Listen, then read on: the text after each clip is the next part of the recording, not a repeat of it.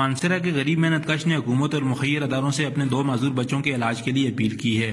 کوہ والی زیارت مانسہرہ کے پاس رہائش پذیر محمد راشد کا ایک بیٹا اور ایک بیٹی پیدائشی طور پر ذہنی معذور ہیں۔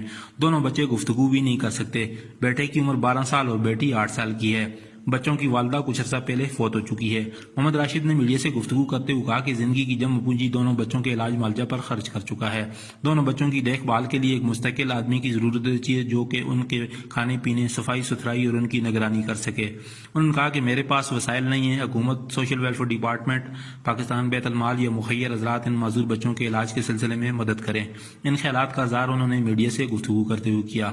انہوں نے مزید بتایا کہ وہ محنت مزدوری کر کے گھر کے اخراجات اور بچوں کا علاج وغیرہ کرواتا تھا، اب بچوں کی دیکھ بھال کی مکمل ذمہ داری کی وجہ سے کچھ کام کرنے سے بھی عاجز ہے۔ اس سلسلے میں 2 معذور بچوں کے علاج کی ذمہ داری یا علاج میں کسی قسم کا تعاون کرنے کے خواہشمند حضرات 0334080105 نمبر پر رابطہ کر سکتے ہیں۔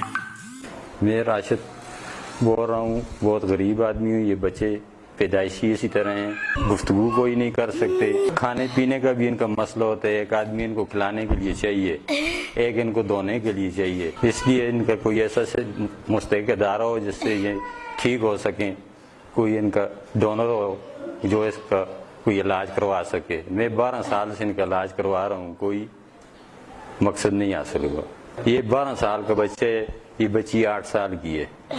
یہ دونوں کو میں علاج کرا رہا ہوں۔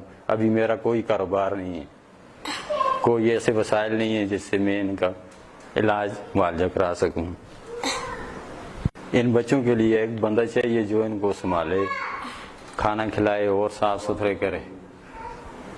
اور ان کے علاج کے لیے اپیل کرتا ہوں حکومت سے کہ کوئی ایسا مستحق ادارہ ہو یا کسی کے ذریعے کوئی اسپتال ہو، کوئی ان کی والدہ نہیں ہے، میری قوت جو ہے ختم ہو چکی ہے، میں ان کو سنبھالنے کے لائق نہیں ہوں۔ ایک بندہ ان کے ساتھ نگرانی کے لیے لازمی ہے۔ والدہ ان کی فوت ہو چکی ہے، ابھی میں ان کی نگرانی کروں یا کوئی کاروبار کروں، اس کے لیے کوئی وسائل نہیں ہے میرے پاس۔